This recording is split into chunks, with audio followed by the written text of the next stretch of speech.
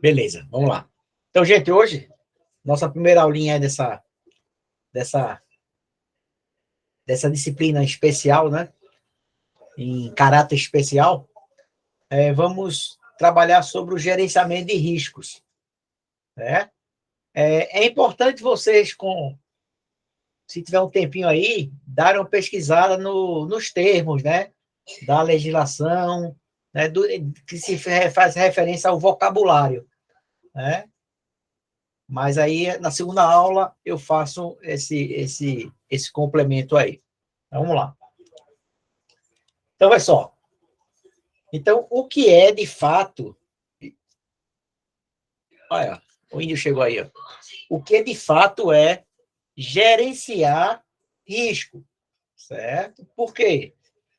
O que a gente trabalha é você ter condições de suportar, né, as situações que venham acontecer, né, dentro de um ambiente. Um exemplo assim particular, né?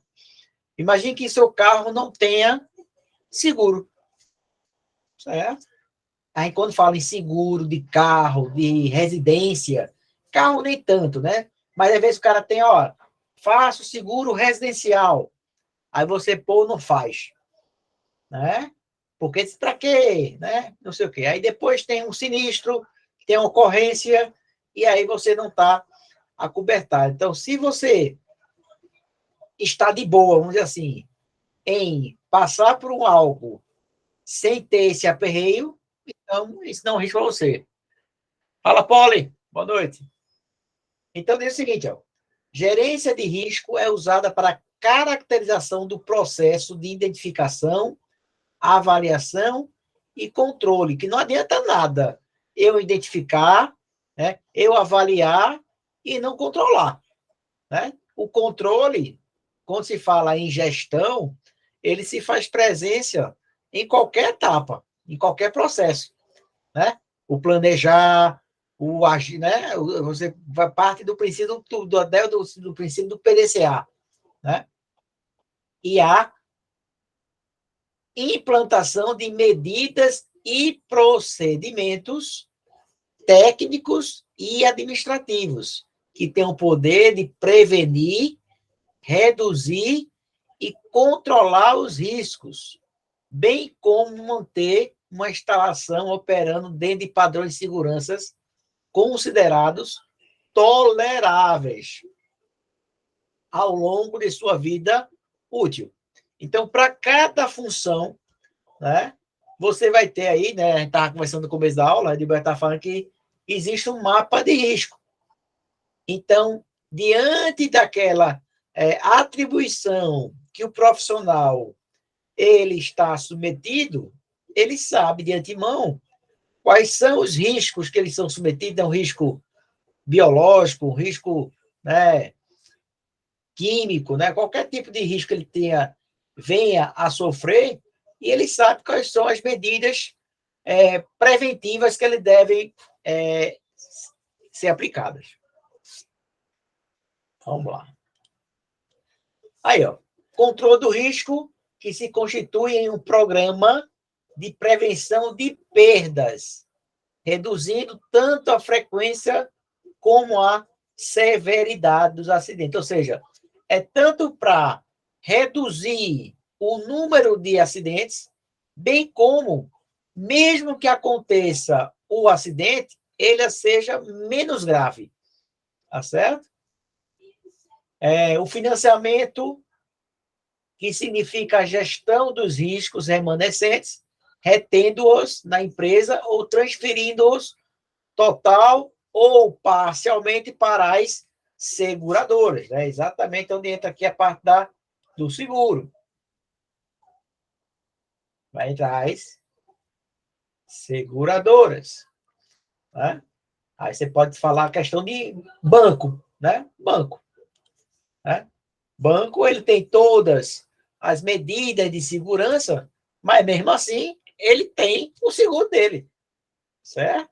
Porque é aquilo que ele não está mais, saiu da responsabilidade dele. Aí, ó, A redução dos riscos numa instalação ou atividade perigosa, tá? Porque existe, né, a definição do que é risco e do que é perigo, tá certo? Então, se você desenvolve uma atividade perigosa e não toma certas medidas de prevenção, essa atividade passa a possuir um risco, tá certo?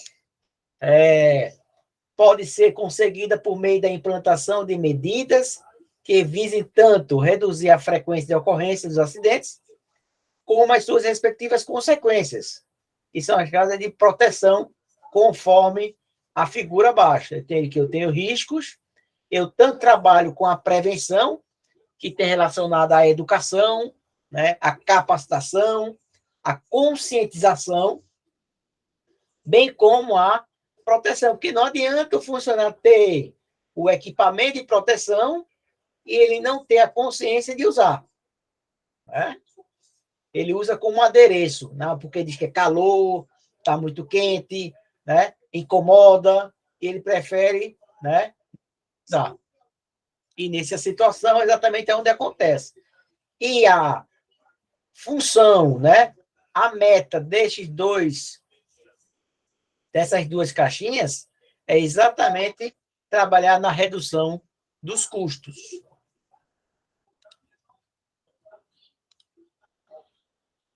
Aí, ó, alguns, inclusive o seguinte, né? Se você tem esse controle de risco, até na hora que você vai adquirir o seguro fica mais barato, né? Então, ó, seguros adequados, redução de riscos com consequências de redução de prêmios, retenções conscientes de risco, bens e vidas humanas preservadas, que é o maior bem, né, de toda e qualquer empresa, manutenção do fluxo produtivo, que é uma guerra para qualquer empresa, indústria, aliar as questões de segurança com a questão de produção e a permanência da empresa no mercado, né? Porque assim, uma empresa, para permanecer viva, ela precisa ter competitividade, certo? E a competitividade,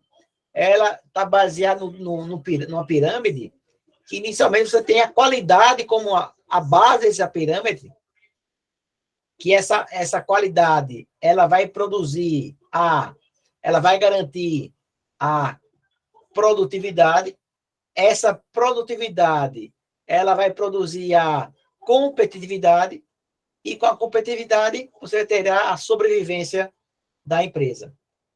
Funcionários motivados, né?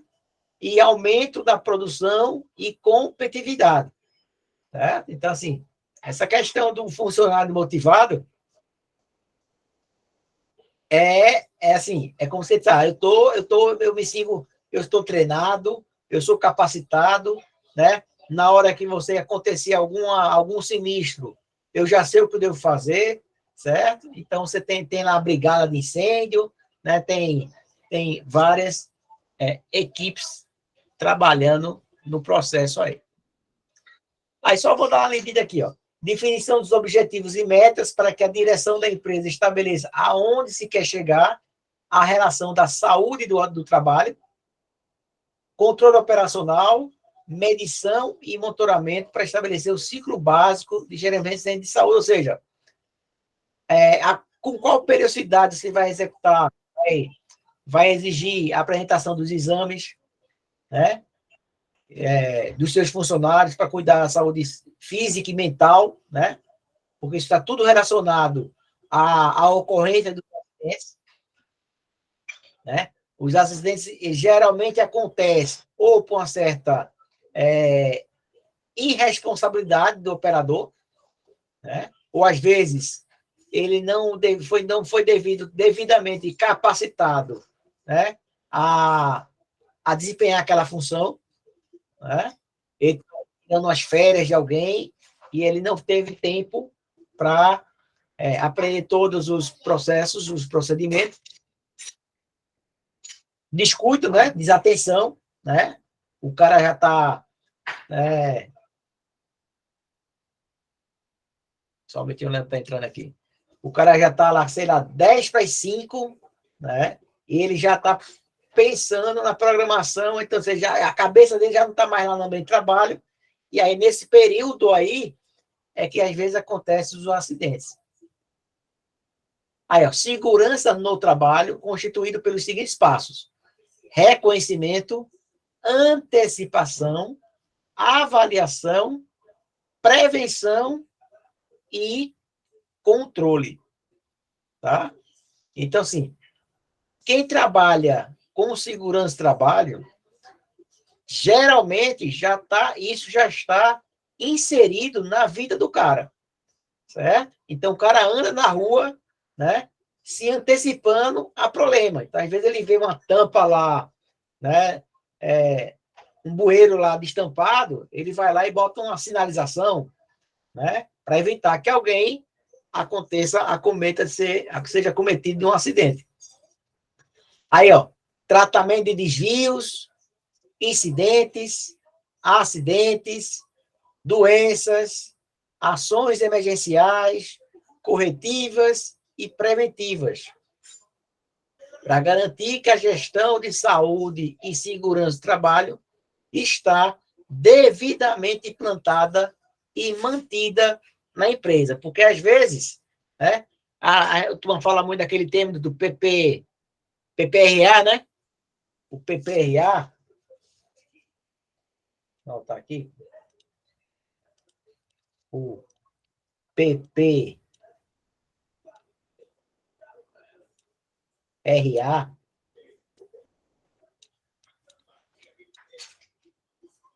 e aí, para algumas situações. O Programa de Prevenção de Riscos Ambientais. Isso. Né? Que geralmente é apenas o quê? Um papel, um documento, para ficar arquivado, que no dia que bata a fiscalização, o cara lá Ministério do Trabalho, ele está lá. Você vai ter lá um monitoramento de ruído, de calor. Deveria ter, né? Deveria ter. Porque, às vezes, não é, na verdade, às vezes não é nem o ruído, né? A gente fala na dosagem, né? É o tempo de exposição. A dosagem, né? É o tempo de exposição. Tempo de exposição. Isso. Né? Não é porque o cara agora deu uma pitada grande que ele aqui vai ficar surdo. Mas o tal do intermitente, né? Então, você usa lá aquele dosímetro, né? Que aí você deixa na mão do funcionário, ele vai aprontar, né? Para aquilo lá sempre dar alterado, porque ele quer saber. Isso é bronca. Né? Isso serve também até para produtos químicos também, né? Você faz exposição de produto químico, coloca lá o diretor do cara, o cara vai ficar, faz uma manipulação que ele não faz no dia a dia só para causar o mal. Exato. Né? Só para perturbar, né? E aqui a gente tem, na engenharia civil, geralmente a gente usa o PCMAT, certo? Que é o problema do meio ambiente de trabalho. Olha lá. Então, quais são as etapas? Então, primeiro teria o quê? O diagnóstico, né? Ou seja, conhecer quais são as características da empresa, dos trabalhadores e dos ambientes de trabalho. Tá? Então, no caso aí da justiça, né? O perito judicial, né? Que vai fazer o laudo lá para verificar, geralmente, a insalubridade do ambiente, ele tem que ter o diagnóstico. Tá? Mapeamento dos recursos de produção e atividade. Porque, vê só, você tem que comparar qual é o meio que o colaborador, o funcionário está inserido, junto com qual atividade ele está desempenhando. Né? E a função do avaliador é identificar as fontes de perigo e estimar os riscos a elas associados. Ou seja, é identificar toda e qualquer forma de perigo que o cara vai estar submetido e tentar estimar qual o risco baixo, médio e alto. Identificação de requisitos legais e outros para verificar a situação da empresa em relação ao cumprimento da legislação e de acordo ou contratos firmados. Por exemplo, você vai trabalhar em espaço confinado. O cara não pode trabalhar sozinho. A lei 0 é essa. Tem que ter o vigia, né? Tem que ter alguém para poder puxar o até cara. O próprio curso de NR33 é trabalhador autorizado e vigia, né? Exatamente. Formação que é de 16 horas. E tem uma certificação para o cara. Não é por nada, né? Não é porque Exato. a vida do cara que vai na frente, né? Daí depender dele. Exatamente. Certo? Não é um... Ó, bota aí o servente lá para ficar de olho. Não é, porque o cara vai saber o que é. E como o cara está trabalhando com um espaço confinado, tem certos equipamentos que ele não pode usar. Né? Porque naquele espaço pode ter um acúmulo de gás e qualquer faísca, fagulha, possa ocorrer uma explosão. Certo? Então, você tem que ter algumas recomendações. Aí nós tivemos, né, a identificação, né, do risco, né? Aí precisamos agora avaliar. A avaliação do risco consiste em uma medida que busque quais chances de ameaça se realizarem utilizando as vulnerabilidades existentes no âmbito do trabalho. Ou seja, quais são os possíveis impactos que possam ser causados. Então, a análise de risco tem como resultado uma lista de problemas que devem ser priorizados, ou seja, ele vai listar e aí você vai elencar quais são os riscos que dá para a gente pagar para ver, vamos dizer assim, né? Dá para a gente suportar, né? A chance de dar errado é pequena, mas tem gente que não quer dar sopa para o azar, então isso aí vai ter que fazer um planejamento de maior extensão. Então, a análise de risco tem como resultado uma lista de problemas que devem ser priorizados. Um dos principais objetivos é diagnosticar a situação da segurança da informação na organização e recomendar ações para cada vulnerabilidade mapeada. Ou seja, a gente vai entregar ao cliente, né,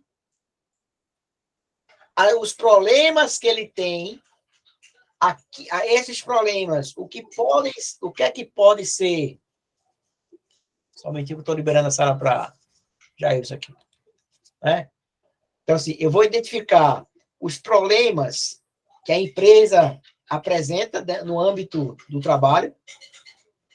Diante disso, eu vou indicar quais são os impactos, né, que esses problemas podem ocasionar, né, afastamento, quebra de equipamento, né, perda de trabalhador, e aí, em cima disso, eu vou dar o programa, o plano de ação para mitigar ou eliminar os riscos.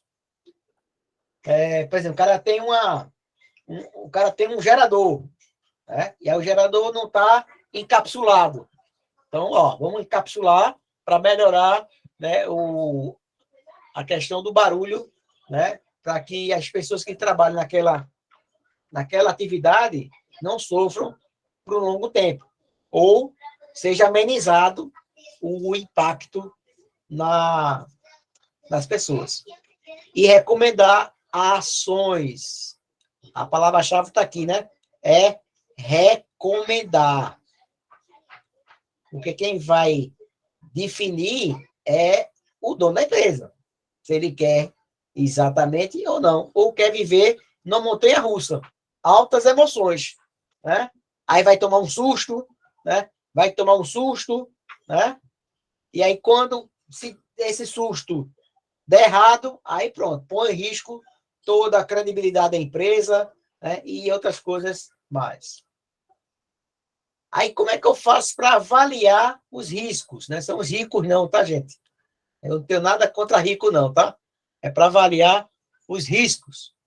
Então, para investigar os locais de trabalho na busca de eliminar ou neutralizar os riscos ambientais, eu tenho duas modalidades de avaliação.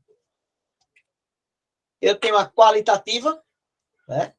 conhecida como preliminar, ou seja, a sua identificação, a determinação e localização das possíveis fontes geradoras, a identificação das possíveis trajetórias e dos meios de propagação dos agentes no meio do ambiente do trabalho, a identificação das funções e determinação do número de trabalhadores expostos, a caracterização. Eita, acho que eu neguei a entrada de Plácio. Sacanei com o Plácio. Ele tentando. Mereceu, professor. Pô, não sei porquê. Pronto, aí ele sabe. Pronto, ele entrou, pronto. Não, graças a Deus. Plácio, seja bem-vindo aí, Plácio. Plácio deu uma reformada na casa dele aí, como tá arrumada a casa dele aí. Gostasse, né? Não, ficou. Depois manda um arquiteto aí. Esse jarro dele, só esse jarro aí que é 500 conto. Então. Né? Beleza. Geralmente eu faço isso aí quando o quarto aqui tá bagunçado, eu uso a mesma técnica. É porque eu cheguei na agonia, meu querido. Faz parte. Tive que dar suporte rápido aqui, aí... Vamos lá. Idem. Vamos lá, então, o que é que eu tenho aqui? A identificação das possíveis trajetórias e dos meios de propagação dos agentes. Identificação das funções, né? Porque decorrido da função, e se eu tenho PPRA, né? Eu sei já, de antemão, quais são os riscos que aquele profissional vai estar submetido, quais são os equipamentos de proteção que eu preciso fornecer àquele funcionário, né?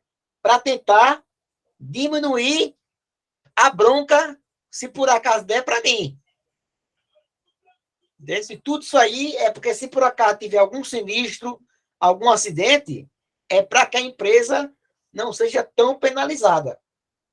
Tá certo? Porque você vai ter que provar que o treinamento do cara estava em dia, a certificação do cara estava em dia, o equipamento estava dentro da validade, a ficha, né? A ficha de EPI. Né? Então, assim, são certos documentos que o cara vai ter que ter em mãos para se resguardar. Tanto o funcionário, se no caso de um acidente ele não se estrepar tanto, certo? E a empresa não dá ser cabível de levar multa, indenização, esse tipo aí. Então, determinação do número de trabalhadores expostos ao risco, tá? Caracterização das atividades, do tipo de exposição, a obtenção de dados existentes da empresa, indicativo de possíveis comprometimentos da saúde decorrente do trabalho, né? Contra as pessoas, né? Os mais antigos, né? Que tinham o pulmão, né? Pedrificado, né? Pela ação dos produtos químicos, né? Do amianto, né? Muitos produtos que causavam danos à saúde, não em um mês, 2 meses, mas 10, 15 anos, ele é algo que ele é acumulado e o organismo ele não consegue eliminar. Danos à saúde relacionados aos riscos identificados. Na NR9, né, ele tem exatamente essa relação. Essa qualitativa. Exemplo, né? Ocorrendo vazamento em um botijão de gás de cozinha, o sentido do olfato imediatamente nos auxilia na identificação do risco. Lembra que o gás, né? Ele não tem cheiro, né? Esse cheiro ele é inserido no gás exatamente para você identificar o vazamento, né? A mais simples forma de avaliação ambiental é qualitativa. Na avaliação qualitativa, utiliza apenas a sensibilidade do avaliador para identificar o risco existente no local de trabalho. Né? Então, assim, houve o vazamento de gás. Então, vamos arejar o espaço. Né? Abre janela, abre porta, né? Evita aí o uso de algum equipamento que possa, até um elemento eletrônico, né, para evitar alguma fagulha e provocar uma explosão. Né? Então, você tem algo que você não precisa nem fazer um curso de segurança do trabalho para saber. Né? Depende muito bem da a sensibilidade do avaliador. Na forma quantitativa, aí você tem que medir, né? Como o Leandro estava falando, a questão da dosagem, né? Da exposição ao barulho, a exposição ao calor, ao frio também, né? Quem trabalha em câmara frigorífica é tão ruim, tão perigoso quem trabalha em forno, certo? Então, assim, tudo tem o seu tempo de exposição e ele precisa ser medido para saber, né? Se você tem no caso de calor, né? O cara de tempos e tempos ele tem que sair daquele lugar, né?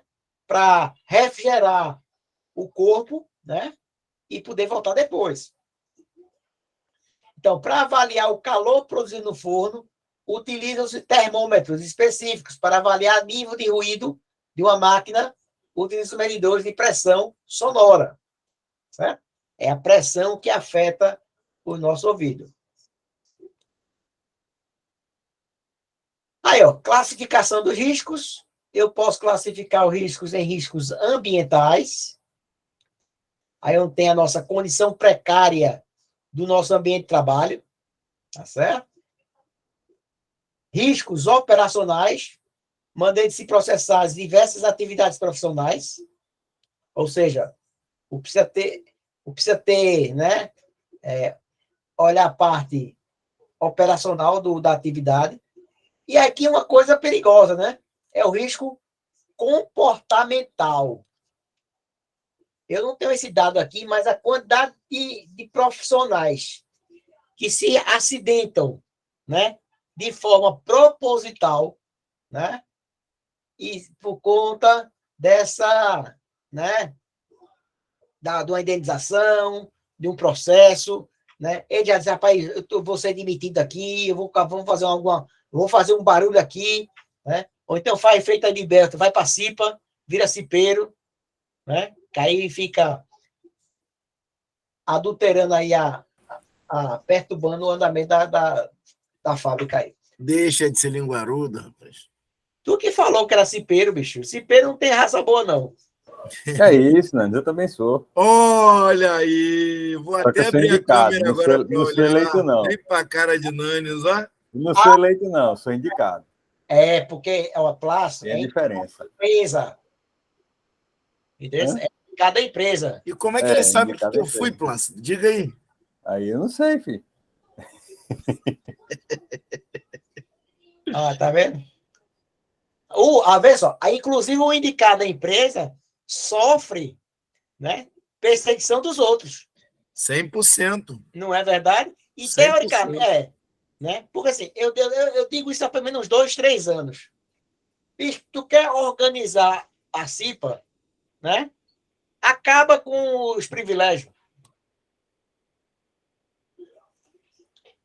Porque o cara que vai entrar na CIPA, ele vai... Não é nem a palavra não é privilégio, como é que se chama?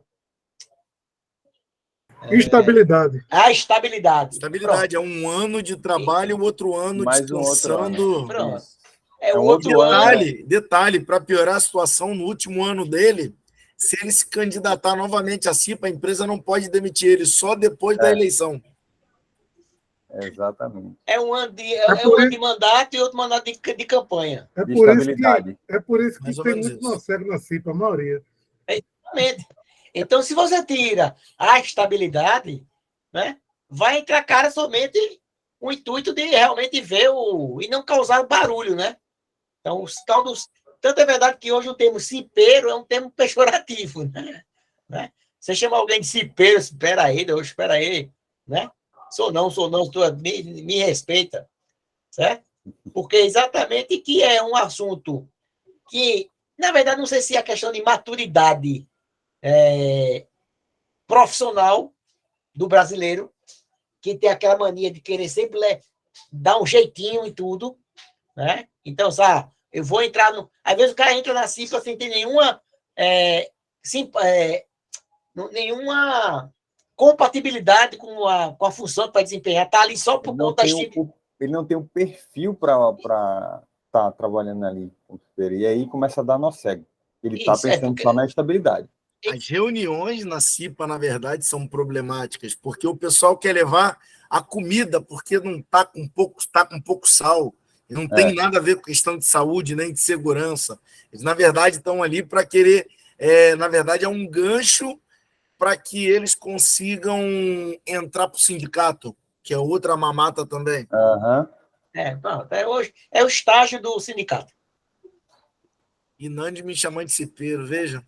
Vem para aí. Mas tu tem cara de cipeiro mesmo, bicho. Eu tô achando que tu saiu de Pernambuco e foi fugido. Dia 31 vou aí, hein? Tô Aí, avisando. pronto. Vamos marcar. Vamos lá. Vamos embora. Deixa eu voltar para cá. Aí, riscos ambientais é tudo que tem potencial para gerar acidentes de trabalho em função de sua natureza. Concentração, intensidade e tempo de exposição. Aí, ó. Tempo de exposição, meu irmão. Não é porque você é exposto àquilo uma vez perdida que você quer receber periculosidade, né? Mas tudo bem. Aí, ó, os riscos ambientais, eu tenho os agentes físicos, os químicos, biológicos e o mais bonitinho, né? O ergonômico, né? Que esse é do esforço repetitivo, aí a empresa faz aquela ginástica laboral para todo mundo, alongamento, aquela frescura, não sei o quê, né? O pessoal lá de Floripa, o cara bota lá um não sei o quê, como é? Aquela de dança, como é que... É a Zumba, é Zumba? Ah, pronto, imagine Edilberto dançando Zumba, né? Lá, todo o seu a imagem molejo. do cão. De lá, deste modo, temos que riscos ambientais são aqueles capazes de causar dano à saúde e à integridade física do trabalhador, em função de sua natureza, intensidade, suscetibilidade e tempo de exposição. Eu sempre bato na tecla de tempo de exposição, bicho. Porque qualquer coisa, quanto maior o tempo de exposição, maior a chance de você ter o erro ali. No caso do produto químico, né? E até da econômico, se você passa muito tempo fazendo aquela mesma, né? O cara vai levantar aquela casca, tem aquele cinto para proteger a coluna, a lombar, né? E por aí vai. Então, você tem meios de você tentar...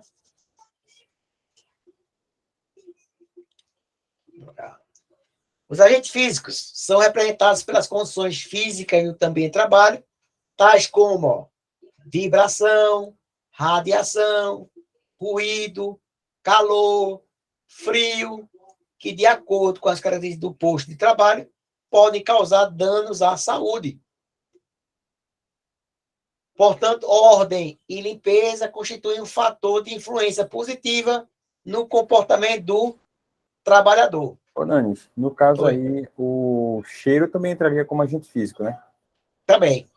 Na verdade, pessoal, porque o cheiro, ele pode entrar na parte até química, né?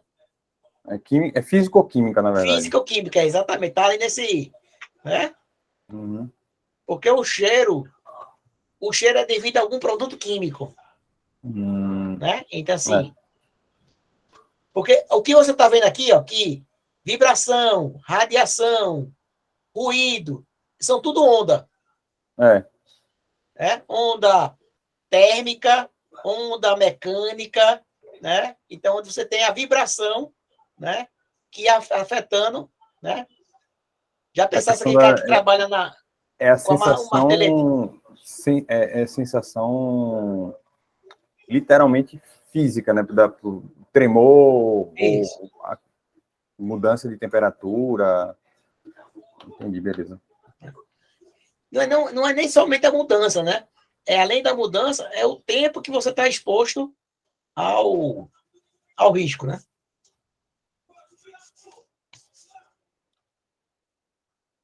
Aí, ó. Ruído, consequências, cansaço, irritação, dor de cabeça, diminuição da audição, né? Eles são obrigados a fazer audiometria, aí ninguém faz, né? Aí quando o cara sai... Porque, bicho, a audiometria, o cara pode até dizer que é para o funcionário, mas é para salvar a empresa, bicho. Né? Porque se o cara, no final que sai, faz lá o exame, diz que perdeu 40% da audição, ele perdeu aonde? Ele vai dizer que foi na empresa. Trabalhava com o quê? Ah, eu trabalhava na betoneira. Né? Aí, aumento da pressão arterial. Aí, pessoal, se a gente for falar item por item, tá certo? Aí, onde é que entra a motivação do funcionário? Me diga. O cara fica cansado, o cara fica irritado, fica com pressão alta, fica com taquicardia, fica com refluxo, perigo de infartar. Aonde é que vai estar, né, na hora que você vai passar uma tarefa para o seu funcionário, a motivação daquele cara? Bicho, você vai aumentar esses itens em cima do cara. Vibrações, o calor, né? Radiação ionizante, radiação não ionizante, umidade, né? Frio, né? Pressões anormais, né? O cara que trabalha mergulhando, né? Essa parte aqui que tem que ter um tempo para existir a descompressão. Descompressão, exatamente. Perfeito. Valeu, meu irmão. Aí, agentes químicos geralmente são encontrados na forma gasosa, líquida ou sólida, ou pastosa, né? Tudo que tem. Ah, tem uma pasta aqui, né? Um desengraxante. Quando você abre, pronto. Você abriu, chega, desce uma lágrima do olho, né? Que eles entram queimando. Quando absorvidos pelo organismo, produzem reações diversas, dependendo da natureza e da quantidade e da forma da exposição. Ah, se foi na pele, né? Se foi numa área, né, que é mais sensível, ou seja, no olho, né? Então, via respiratória, via cutânea e via digestiva, né? Antigamente, qualquer coisa, o cara dá leite pro cara, né? Dá leite pro cara aí. O leite salva, né? Aí, ó. A sílica, ó, a silicose, ó, são doenças, né? A bistenose, né? Que são dos minerais do carvão. Aí, poeiras vegetal, né? A da cana-de-açúcar, né? O pessoal do canavial, né? Então, veja que tudo ataca praticamente as vias respiratórias. Certo? Pode causar até queimação, né? Nas vias, né? Algum vapor, né? Que tenha, né? Um poder de irritar, né? E aí você pode até provocar uma certa lesão na pele. Os agentes biológicos são micro-organismos presentes no ambiente de trabalho, tais como bactérias, fungos, vírus, né? Então, dizem não, já né? É a arma do futuro, né? A arma biológica, né? O cara infecta uma pessoa e essa pessoa, quando vai, né, é encaminhada ao seu local, ele transfere esse vírus, essa bactéria, e aí você tem um índice de letalidade muito grande. Apresenta muita facilidade de reprodução em uma velocidade grande, além de contarem com um processo de transmissão. Aí, ó, doenças infectocontagiosas, fungos e né, parasitas. Já os agentes ergonômicos é sobre o homem e o trabalho. Ou seja, é o tempo que o cara está e a forma que ele está executando as atividades. Né? Então, é feito um cara que vai para a academia, tem lá o personal que vai orientar qual é a postura, qual é o número de repetições, qual é o peso que você deve utilizar. Né? Então, são fundamentais ao planejamento de tarefa posto e ambiente de trabalho, máquinas e sistema de produção, a fim de que seja utilizado o máximo de conforto, segurança e eficiência. Ou seja, meio pensando na na saúde do trabalhador, ele tem que dar uma eficiência na sua produção. Não pode só pensar na questão só de nenhuma coisa nem outra. Você tem que conseguir entregar o meio termo. Aí, ó, esforço físico, levantamento de transporte, manual de peso, ritmos excessivos, né? Jornada prolongada, né? Aí tem outra parte aqui, ó. Conflitos, ansiedade, responsabilidade. Aí é já coisa mental, né? Psico do cara que vai para a cucuia. Aí tem, ó, hipertensão, taquicardia, doença, gastrite, úlcera, tensão, ansiedade, tá certo? Então, estudo isso aí acaba a médio e longo prazo com a saúde do profissional. E veja que, nesse quadro aqui, ele tanto pega o cara que está na parte braçal, enquanto o cara está na parte intelectual, que o nível de pressão... Por exemplo, gerente de banco, né? Gerente de banco, bicho, ele ganha dinheiro? Ganha. Mas ele vai ficar doente aos 40, ele vai gastar, ou ele vai desenvolver alguma doença, e ele vai ter que gastar um bocado de dinheiro para resolver, certo? E aí ele vai ter que se repensar se valeu a pena, né, a jornada de trabalho dele que ele desempenhou durante tanto tempo. Aí, ó, riscos mecânicos ou de acidentes ocorrem em função das condições físicas e tecnológicas impróprias capazes de colocar em perigo a integridade física, ou seja, o cara está lá trabalhando com um equipamento que está fora da... não está calibrado, né? A calibração dele está devendo, né? Ou já era para ter sido trocado, ou está obsoleto, e aí o cara ainda está, né, usando... Um martelete com eixo folgado. Pronto. Folga. Na besteira, né? Aí o cara chega em casa... né? Porque não é tu que vai segurar 4 horas o bicho direto. Aí, ó. Máquina sem proteção, iluminação. É uma coisa que, assim, uma besteira isso aqui, né, bicho? Mas a própria iluminação, bicho, né? Já é uma coisa importante. Aí, às vezes, você pega a luminária que está lá em cima, você reduz a altura dela, não trocou nada, né? E aí você aumenta a eficiência e o conforto, né? Cara, o conforto de trabalho. Você falou isso de iluminação, eu vivenciei uma situação no trabalho justamente por conta de iluminação. Então, como eu trabalho na parte administrativa, em vez de eu ter que estar conferindo serviço pessoal, o que acontecia? Tinha uma lâmpada que na minha mesa ela ficava transversal, em cima de mim.